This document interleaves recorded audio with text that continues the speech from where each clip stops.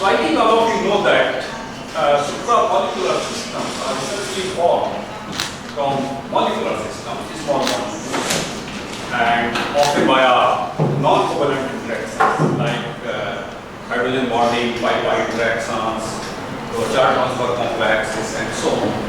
And these systems, we know that very important in biological sciences.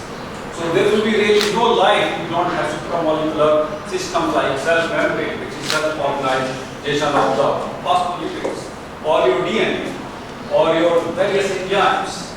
These are all basically supramolecular systems. Mother Nature essentially do almost all the functions based on the supramolecular organization of these small molecules. So these systems are not only important in biological systems, but they are also very important in material science. So like the gas-phosphate complex, catalysis, your cathode compounds, hydrogen bonding complexes, they are all very important material science. So one of such systems is also the liquid crystalline system.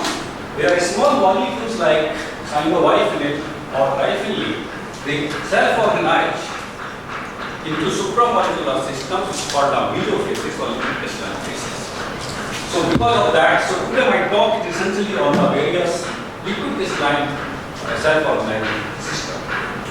So in this talk, basically I think most of you probably may not be well aware of the field of liquid crystal. So I will just give a brief introduction to understand the later part of my talk about the liquid crystals, and particularly viscotic type of liquid crystal and nanoscience or liquid crystal nanoscience.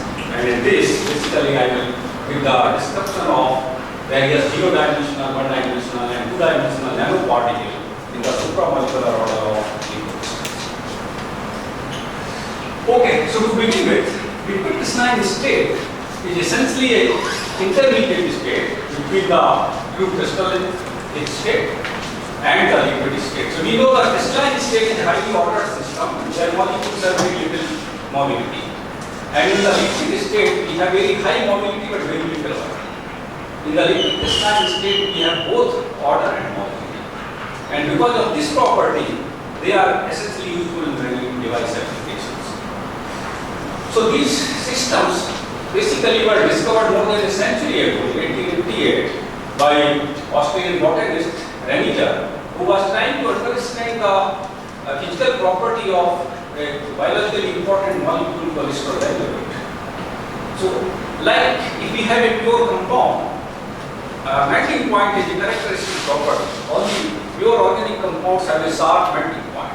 But this compound has a very strange melting. It melts at around 145 degrees to a cloudy liquid, and this stays up to 178 degrees. Then it comes to the real true isotopic liquid. So he was really not able to understand what is happening because his compound was very pure.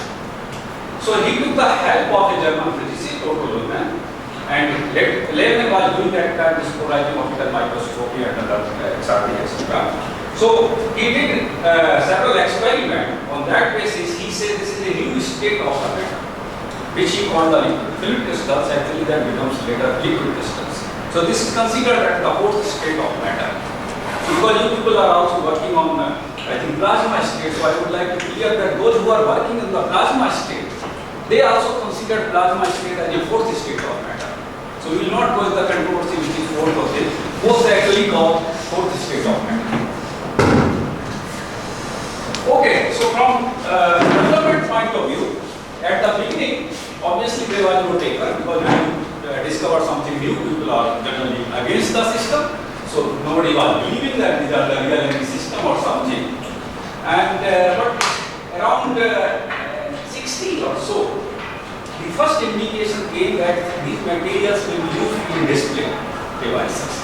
Then obviously there was huge military application of these systems and industrial applications, so people got involved, and then obviously we developed very fast, and currently more than 100,000 different type of liquid crystals are known.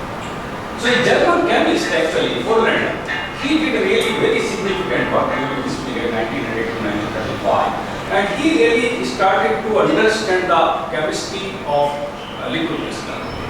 So he systematically synthesized a large number of materials, more than 1100 of these compounds, and he started framing the rules. So the rule that he framed is that a compound can show equidistant property only if it has the shape and isotropic. And that means its length of the molecule should be much higher than the width of the molecule. And because of this shape and isotropic, these compounds use the equidistant property. So these are the compounds which basically been explored for the display devices which we commonly use now with all these devices. Your laptop, your wristwatch, your mobile things, all use the same telemetric crystals. And in this basic principle, I think if you not having time to give exactly how to use it, but basic principle is that switching of the molecule from one state to another state. This is basically all it happens in this display devices. So this concept remained until 1977.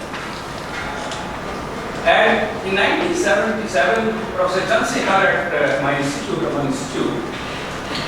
he found that not only rod-like, but disc-like molecule can also form the liquid crystalline basis, which he called as the disc organelles. So these are the disc-like molecules which self-organize to this type of structure, which he called as crystals. So to form viscotic liquid crystals, basically what we need a central core, and the central core is generally twice conjugated aromatic systems like benzene, naphthalene, tritoluene, and so on, and which is surrounded by flexible aliphatic chains. Generally we need about 6 aliphatic chains around the central unit, and these aliphatic chains are connected directly or through some linking atom. So there are two parts, one is the polar and non-polar part, or one you can say rigid and flexible part. So there is a microphase segregation between these two non-comparable of the molecules, and this microphase segregation basically gives you the equidistant property. So based on this simple architecture, we will really explore roughly 70 different modes like you can see benzene, naphthalene, and so on. And currently roughly 3,500 viscotic liquid crystals are known. Okay, so from synthesis point of view, it's not really very difficult because what we essentially need a central core which we can synthesize by classical methods because it's already well known in the system. Only things in these classical molecules we have to put aliphatic chain in the periphery, and this will generally give the equidistant properties. But usually the purification, and once we establish that yes, the structure of the compound is correct and purity is high, then we go to the liquid crystalline property characterization. And this we do by 3 primary techniques. One is the Guwahati-IN microscopy, differential scanning calorimetry, and X-ray calorimetry. So I will just give a brief idea of how we do it. So as soon as we prepare the compound, we just put it on the doctor's slide, 1 milligram of the compound to take our slip. And generally we put in the hot stage and put in the microscope and view in the microscope by heating or heating. So if it is a simple crystalline substance, most of the compounds are crystalline at the room temperature, but some can be crystalline also at room temperature. So we see beautiful these textures of crystals, soft crystalline textures here.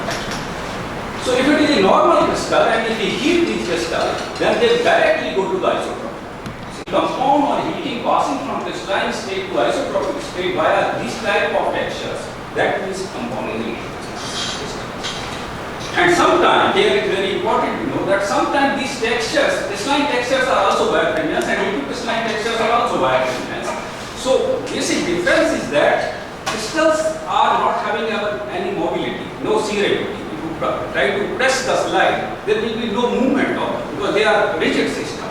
But small stress, this will immediately flow.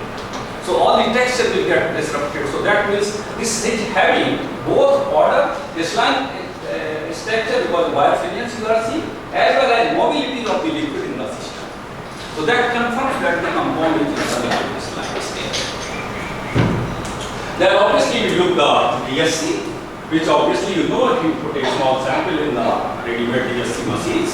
And if it is just crystalline, a compound will see from crystal to isotopic. A compound absorbs the energy and goes to isotopic state. But if it is liquid crystalline state, then we first get a melting point of the compound, then comes to liquid crystalline state, then it comes to the isotopic state. So this stage between melting to isopropylene is basically the liquid crystalline state. The same thing we get from the cooling. And finally, how the molecules are packed in a liquid crystalline state or phase, we look at the XRD. So in the XRD, of course, we know the principle, and we get different diffraction patterns like this. And on that basis, basically, we can draw the intensity versus the diagram, and from this we can calculate whether molecules are having only orientational order or positional order, or what is the distance between the molecules, what is the distance between the columns, and so many parameters that we can calculate. Basically, to understand how the molecules are packed in a liquid crystalline state. Okay, so from that basis, viscosity liquid crystals have been classified essentially into two types of liquid crystals. One is called the nematic liquid crystal, nematic viscosity liquid crystals, where molecules have only orientational order, no positional order, or the molecules have both orientational order as well as positional.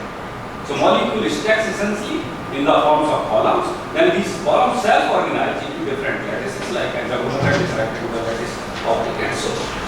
So the majority of these compounds, like roughly 95% are polymer nucleus. This is primarily because of the strong pi-pi interaction of the aromatic groups.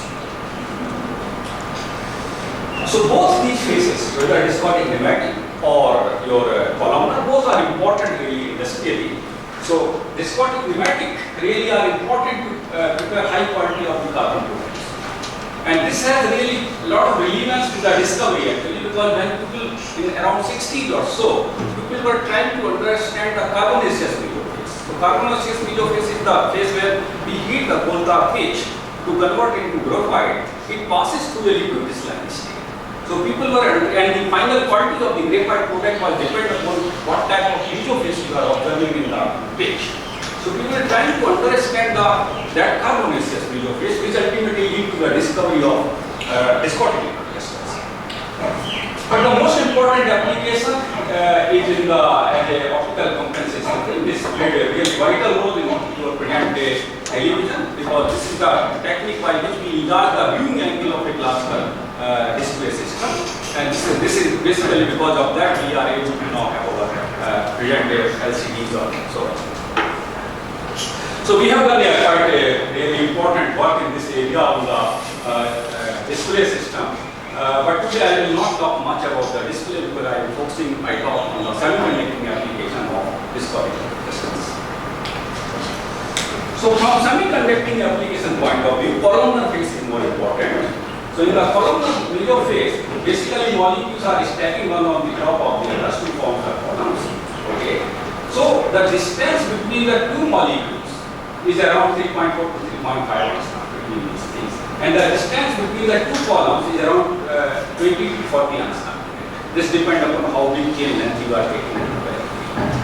So if we put such type of geometry in between the two electrodes and generate a charge, electron on holes, the charge can go from one molecule to another molecule, because this distance is very low. So this is the typical mechanism of charge migration in organic systems. So the electrons or holes can migrate via hopping from one electrode to another electrode, and because they can migrate in this direction very fast, because this direction is insulating direction. So the charge mobility or conductivity in this direction is much higher than the conductivity in this direction. So what we observe, the anisotropic conductivity is almost 10 or 10. So they can be considered as molecular wire. And because of this property, they are useful in many devices like LED, gas sensor, photoconductor, all these devices. Basically, these are only different names, but in all these devices, the essential thing is the charge migration.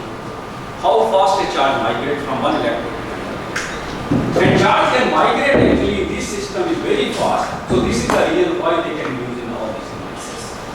So one can obviously say, why not use organic single crystal? Because single crystal is the most ordered system. Why use liquid crystal?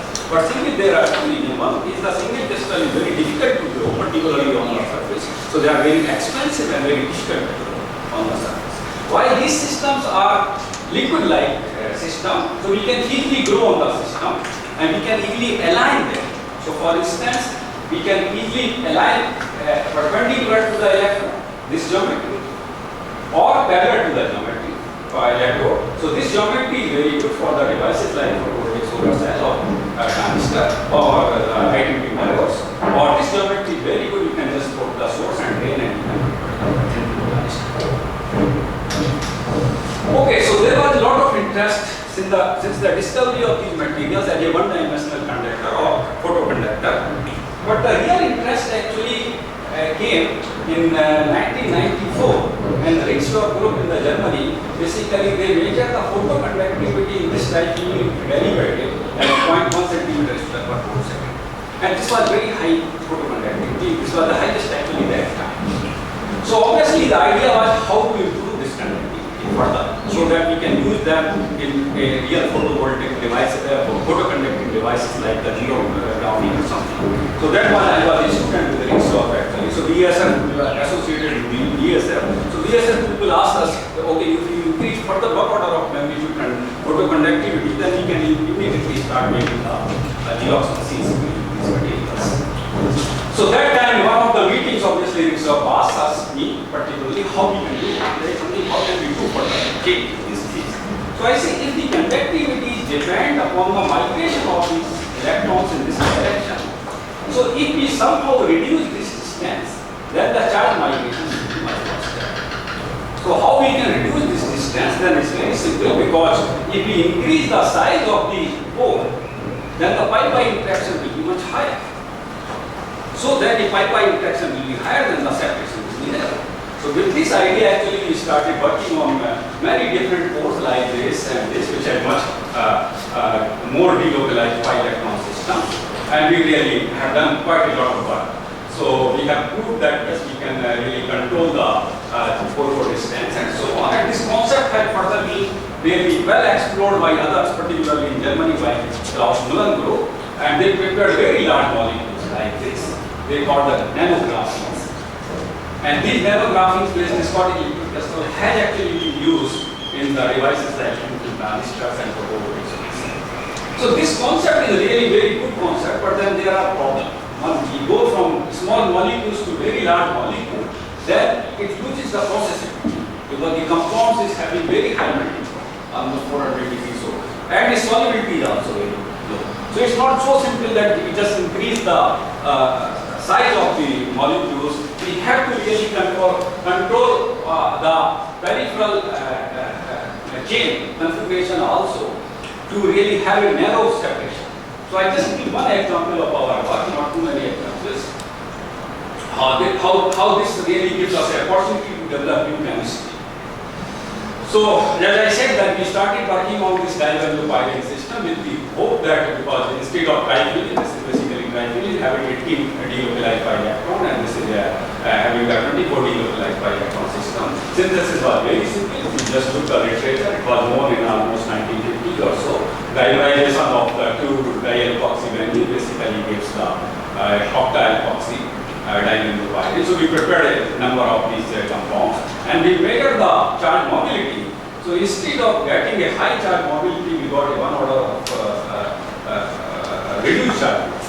This was a little bit surprising why it is happening, but then this immediately we realized that could be because of the strict hindrance of these chains in the way region chains. So these chains are not planar because there's a lot of crowd around, so the chains are going up and down. So this is the intervegetation of the chains is taking place. So instead of having the dense core packing, it is actually increasing the core separation. And this was the reason why we are getting low charge photoconductivity. So then obviously we got the idea. We thought, okay, if we remove these chains from here, then we will have this type of molecules, planar molecules, and then this molecules will show better properties. So with this idea, we thought, okay, let us plan to do this, let us remove this chains. So that means the molecule really needs some surgery. So, well, obviously physicists say, okay, just cut it from here, but chemists really know how it is difficult to cut the chains. So when we obviously looked the literature, and we could not find any method by which we can prepare this type of low symmetry or less crowded divalent system. And when we don't find anything in literature, then we obviously all chemists do is the retrosynthetic analysis.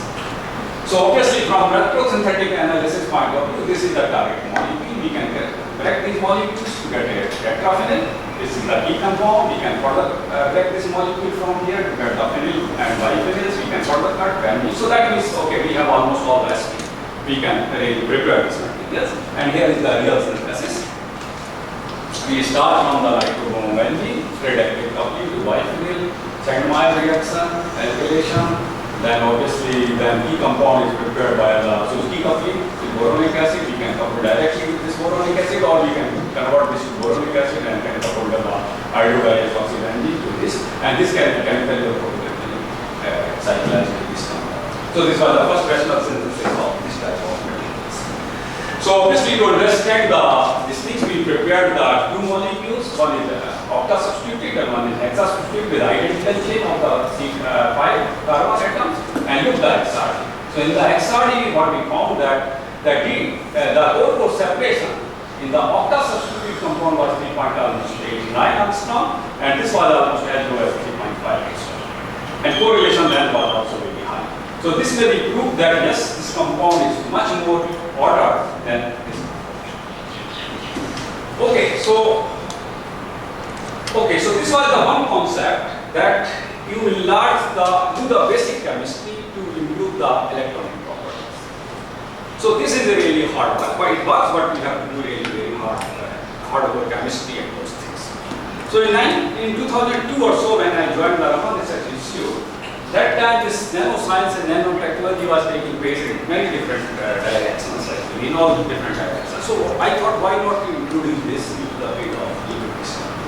So with this idea, we thought, okay, let's introduce this different type of zero-dimensional, one-dimensional, and two-dimensional nanoparticle in various viscosity crystals. So we started this work with the collaboration of my colleagues, These are the students who, in the subsequent 10 years, 4 or 5 students joined. I think generally we have very small group in our one professor, one student, that's all, not more than that.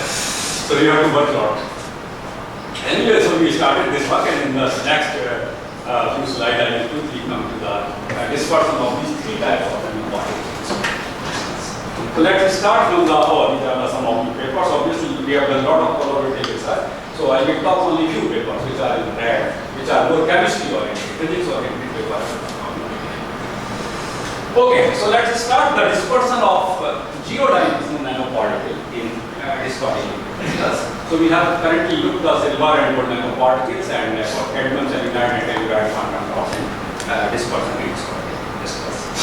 So basic idea is that to look how these spectral nanoparticle goes in the supramolecular system. So that we can really transfer some of the excellent electronic properties of these nanoparticles to the supramolecular properties of the viscosity crystals. Okay, let's start with the gold nanoparticles. So gold nanoparticles, as you know, it's only recently, it's known since centuries. It's nothing is really new. Gold nanoparticles are known since centuries. If you really look the literature, even before Christ, they were known actually in the literature. In Ayurveda, it's known almost before the AD system. But only because recently we know how to really handle this system, how accurately measure the size and those things. This is the reason why they become important. And another reason why they become important in this paper which appeared in 1994. This is the alkane protected gold nanoparticles which can be prepared by a simple reduction of the gold salt in presence of alkane thiol. So once we prepare this type of nanoparticles, they are protected. So they are thermally and they are stable, they have controlled size, and they are basically soluble in most of the common organic solvents. Or like in nitrochlorine, something you can remove the solvent. So for organic chemistry, it becomes like almost like an organic reagent, nothing else. No inorganic materials like this. So we can do a lot of chemistry. Like we can prepare this alkane activated gold nanoparticle. We can do ligand exchange with the functionalized groups. We can do the classical chemistry, aromatic chemistry, and we can put many bulky groups and so on. So how we can put these nanoparticles in this crystals? There are 3 different ways. One, we can prepare simple monolayer protective gold nanoparticles, classical nanoparticles, and just disperse and see. Or we can do the mesh monolayer by ligand exchange. Some of these ligands can be exchanged by dispersion molecules. Or we can put the nanoparticles which are fully covered with dispersion molecules. So today I will just cover this because this is the most important part.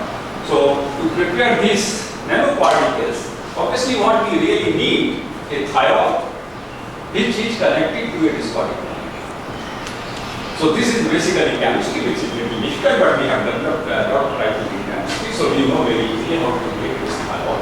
So once we prepare this thiol with a discotic molecules, then you need the reduction of the gold salt. In presence of this thiol, basically this is the gold nanoparticles, which is fully covered with the discotic molecules, and these were fully characterized by TAM, etc. And this is basically just showing the TAM results. You can see the nanoparticles have the self-organization all hexagonal. You can see self-organization on the surface. From this basically TAM results, we can calculate the size of the nanoparticle, distance between the two nanoparticles, and so on.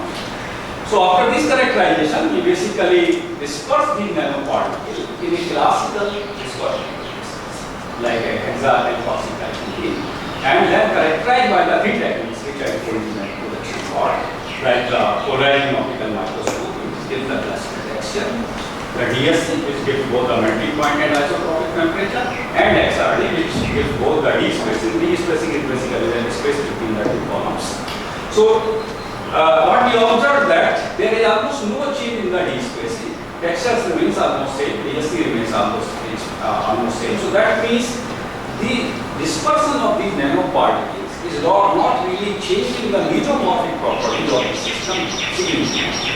But in other words, these spherical molecules can be easily dispersed in supramolecular order of this particle. But we saw a drastic change in the conductivity of the system. By just doping 1% of these nanoparticles, the conductivity of the system jumps almost immediately. 6 orders of magnitude. You jump, and this conductivity is very stable in the ambient temperature. No precursors of any moisture or air or anything. So these results are really very important. And at the beginning we have some problem in justifying this conductivity of these things. But the results are very important. So these were verified by one of the British group who was the leader of this Scottish grid, and they also reported the next year the same results, 6 orders of enhancement in the conductivity. Then obviously people accepted our results. Otherwise in the beginning they were saying, oh, this is some highly reporting this and that. So these results are very important. Okay, so then we obviously disperse these gold and silver nanoparticles in hexalocyanine, particularly because our interest is also to look the photovoltaic solar cells. So we thought, okay, why not to disperse these nanoparticles in hexalocyanine-based discotic crystal? Because hexalocyanine, you know, basically hexalocyanine and porphyrin are very important molecules. Porphyrin are considered as the pigment of the light. Almost all your heme, photosynthesis, cytochrome, P60, all have the hexalocyanine. So we prepare this hexalocyanine, and you know hexalocyanine has a cavity, so we can put various metals, and because of this important in biology and material science, almost all the metals of periodic tables have been inserted in the hexalocyanine. And what happens if we put in the periphery the LP chains, then obviously we can form the discotic crystals from this hexalocyanine. So currently more than 400 hexalocyanine-based discotic crystals are already known, and they have been used in practices. So we prepared these compounds, and so we prepared 2 types of the nanoparticles, gold nanoparticles and silver nanoparticles of 2 to 4 nanometers. And this room temperature discotic liquid crystalline hexalocyanine will disperse in the 0.5%, 1%, 3%, and then characterized by polarizing optical microscopy, DSC, XRD, UV, etc. And you can see this. All these results basically indicate that again we can insert the silver and gold nanoparticles without disturbing the mesomorphic order, but enhancing the conductivity and having the advantage of the absorption of these hexalocyanine molecules. So such dispersed in the liquid crystals, and again characterized from polarizing optical microscopy, DSC, UV fluorescence, conductivity, XRD. And all these results basically, although we have a full detail to work on this, but basically all these results indicated that we can easily disperse with a metallic nanoparticle or semiconducting quantum dots easily in discotic systems. And what's our random distribution in the solid random. So there are no really pattern or something. And in this random distribution, basically some of the nanoparticles get sandwiched between the two disks. So they form basically a charge transfer complex because the nanoparticles are electron deficient system and the disk is electron rich system. So they form a sort of charge transfer complex, and because of the formation of this charge transfer complex, the conductivity of the system is very jump. So this type of jump in the conductivity we have seen no fact when we deliberately disperse electron deficient molecules like AlCl3 in the system, then again we have seen the 6th order of magnitude jump. So what we feel is that this is probably the region of the conductivity, but there could be some other regions also, because under the applied field, these nanoparticles may get aligned and they can form their own chain. So that is also possible. But these systems are important because now we have the added values of the catalytic or semiconducting nanoparticle in the supramolecular system. So particularly we are interested in looking at materials and sources. Let me come to the one-dimensional system. So in the one-dimensional system, we have really looked at carbon nanotube and the gold nanorods. And here, basically, the idea was to see if we can really align these rods or carbon nanotubes by using a columnar matrix. Because that time when we started this work in 2005 or 6, there was almost no way one can really align the carbon. So with this idea, we started the work with the carbon nanotube. So carbon, I think all of you know, is very important material in life. There will be no life without carbon. And material science is important because carbon comes in all the 4 different geometry: 0-dimensional, 1-dimensional, 2-dimensional, 3-dimensional, with all type of conductivity, insulator to almost conducting and semiconducting things. So obviously, you know about very well, I think carbon nanotubes, they are made of the graphene layer by folding. So depending upon how we fold it, we can get either chiral or layer. And if it is a single layer, we have the single carbon nanotube, or we can have multiple carbon nanotubes. Okay, so there are several applications, I think I know. So why I am interested actually? So the analogy between carbon nanotube and viscotic crystals are very, very big. Because both are anisotropic systems, where the length is much higher than the width. Both self-assemble into hexagonal lattice, and both can be considered as molecular wire because the conductivity in one direction is much higher than the other. So with this idea, we thought of it, if we merge this carbon nanotube in the viscotic systems, we can get a nice system. So again, as organic chemist, we thought, okay, let us covalently link the viscotic molecule to a single carbon. So again, the chemistry is simple. We basically need a monofunctionalized viscotic system, and obviously if you clean the carbon nanotube, because at that time carbon nanotube was only rough carbon nanotube available, so you have to clean it. During the cleaning, you get the acid. Acid can be converted to acid chloride, and it's classical acidification. Just acid between acid chloride and chloride, so you get the acidification. Covalently linked, viscotic linked carbon nanotubes. These are characterized by. So for chemists, I think we can see the ester linkages here, which was absent in both the starting material or the hydroxy method, which is shifted almost 0.5 delta. Typical shift or more esterification, all chemists can understand. Or the potency, or you can visually see in the STM all these carbon nanotubes. Okay, so we prepared the composites. Again, first we thought that the carbon nanotubes may be liquid crystalline because of the presence of viscotic molecules, but they were not liquid crystalline. They are not sufficient to have a pi-pi interaction. So we really, but they are processing now. So because of this processability, we can disperse almost up to 10% of these carbon nanotubes. And this is really huge amount. Because those who are working with the carbon nanotubes may be knowing that even dispersing 0.1% carbon nanotube in an organic material is very, very difficult. So dispersing almost 10% is a really tremendous.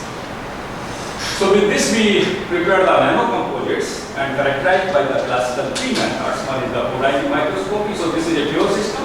This is the composites. You can see almost no phase segregation. And just for comparison, I can show you this is a compound which is dispersion of a raw carbon atom, not functional. And here you can see all these carbon atoms. So this is not a dispersion.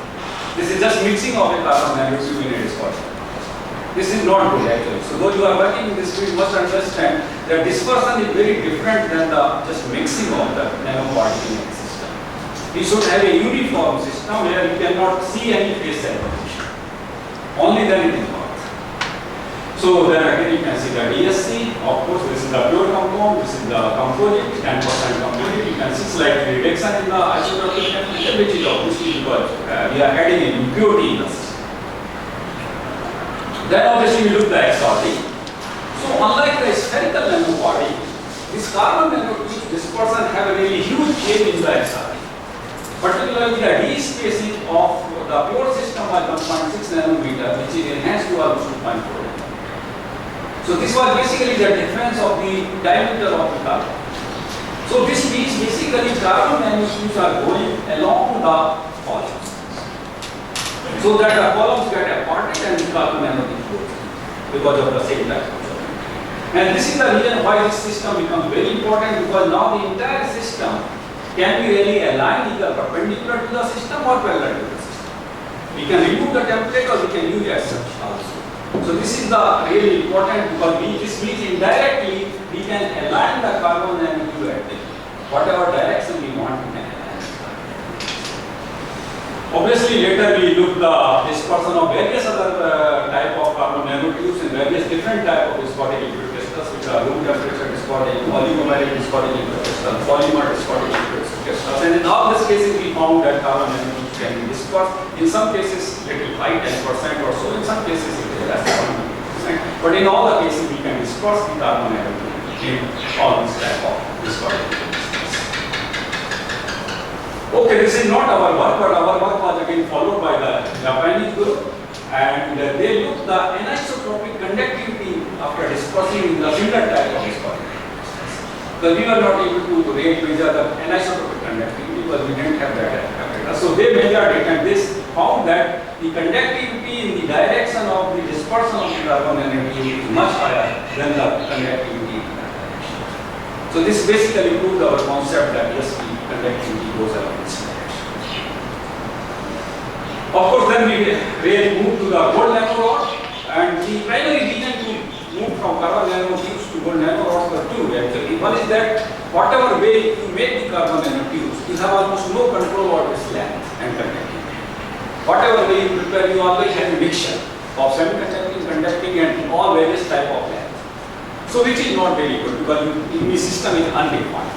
While on the other hand, gold nanorods can be precisely prepared with a well aspect ratio. So we thought, okay, let's prepare these things, and obviously they have the added advantage of the surface plasma resonance, where the nanorods gives two types of surface plasma resonance. One is the transverse, which comes here, longitudinal, which comes here, and this can be tuned from the aspect ratio. So with this idea, we thought, okay, let's prepare the gold nanorod. This is a classical synthesis, which is known already in the literature as the same method, which you need this seed growth method. You have to generate a seed and then grow it, and then depending on the aspect ratio, different type of methods.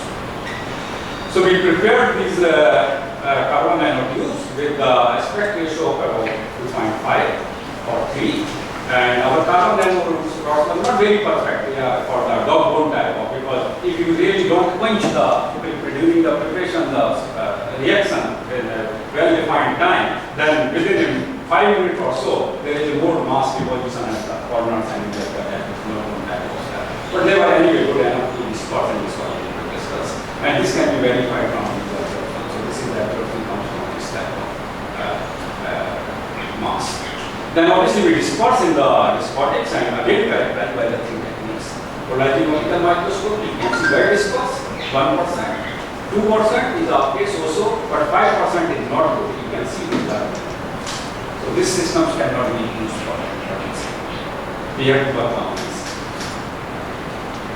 Okay, there are further characterization by DSC, UV, XRD, and all these results basically conductivity indicate that like the carbon nanorod gold nanorods can also be dispersed in the same fashion without disturbing the basic geometry of the polymer interface, but enhancing the property like conductivity of the system. So such system is very important in the sense because because we know that we can create the fibers of viscotic molecules by simple solution process. You take the viscotic molecule in a solvent like chloroform, put a polar solvent like alcohol, you get the nanofibers. So our idea is that if we process the same way, the gold nanorod doped system, viscotic system, then the gold nanorod will get embedded in the fiber. So these fibers are basically created because of the self-assembly of thousands of such molecules in one direction. Then hundreds of such columns basically makes a fiber. So idea was that if this is the gold, if we make such fibers with the gold nanorod, then gold nanorod may get trapped somewhere. So this is the reason why we prepare the same fibers with the same technique and then analyze the presence of the gold nanorod by a special technique called the STEM technique in the matrix. So basically this is the fiber axis of the viscotic molecules and these are the gold nanorods. Okay. So this simply means that yes, you have a fiber which is going in one direction, your nanorods are there in this direction.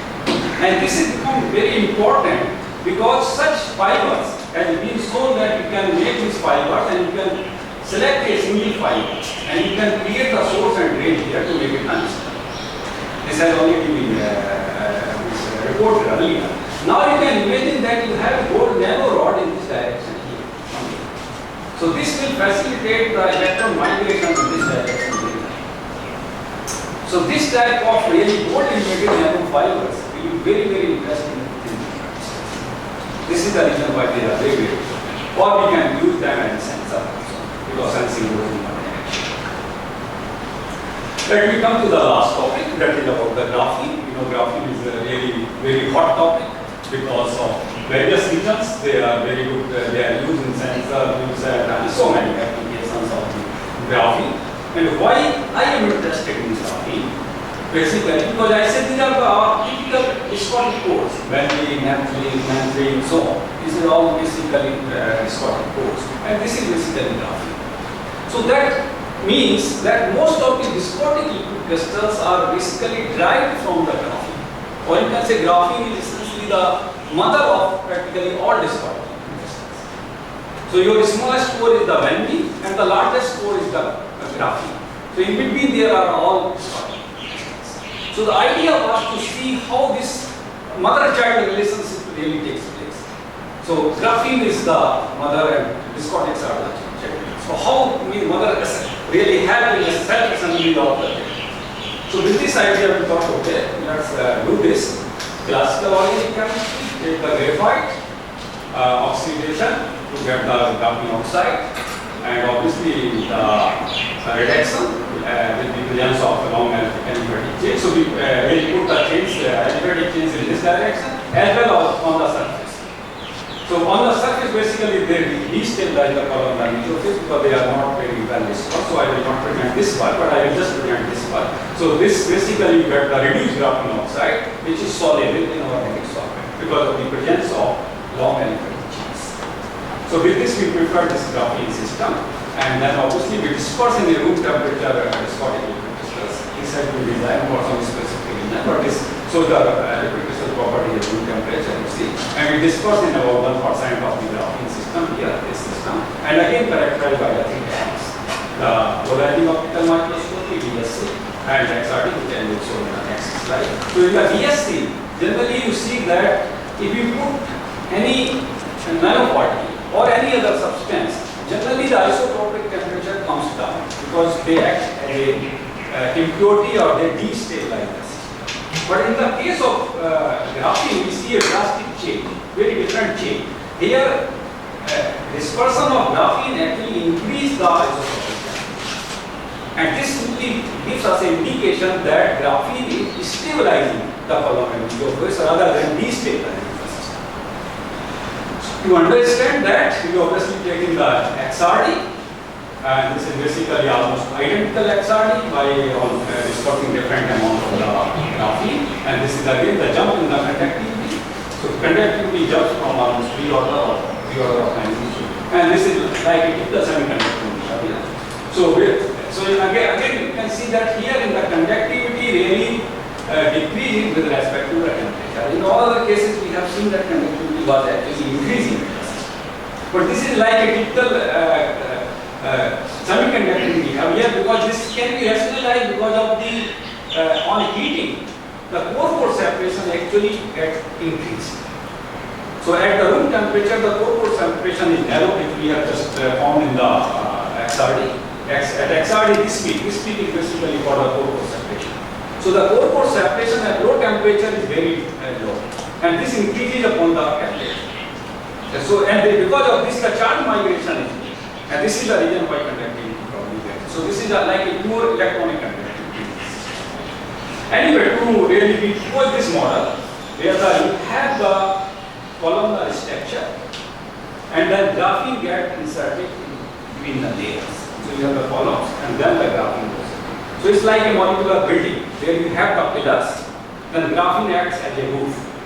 So you have the pillars for the building, and then graphene comes the roof.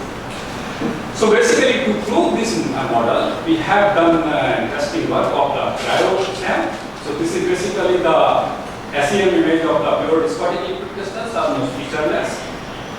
Graphene, almost again featureless. But in the composite, you can see a layered state, highly layered state. To further understand this composite, we frozen this composite in the liquid nitrogen. And taking the cryo-SEM, which is shown here, you can see the layered structure of the graphene. Okay, these are all graphene layers. And to further understand what is present in between the two graphene sheets, we have thrown this thing. And you can see, probably you are not really able to see here, but these are the two graphene layers. And in these two graphene layers, basically you can see the columnar pattern, well-defined molecular pattern. Yes, you can see in my business. So this was really very interesting, because here this is like columns are arranged, and then the graphene makes it roof on the systems. So this, I think I will just conclude my talk with these results. So what really I have shown that we have prepared really 100. I have not today covered the basic chemistry of the discotic liquid crystal. We have prepared several different discotic liquid crystals of different electronic properties, electron rich, electron deficient, and so on. Similarly, we can prepare a really large variety of the nanoparticles, spherical, one-dimensional, two-dimensional, with all electronic nature. So there is a really limitless permutation and combination. You can discuss that in all the cases. What we found that the zero-dimensional nanoparticles are having a random distribution in the supramolecular system. One-dimensional goes along the direction of the columns, and the two-dimensional system goes at the interface of the two stacks of the discotic molecules. And in all the cases, the conductivity of the system jumps really significantly, particularly a huge jump we have seen on this person. This is primarily for the charge transfer formation. So these systems are very interesting for the devices like photovoltaic cells, which is one which we have practically. Thank you very much.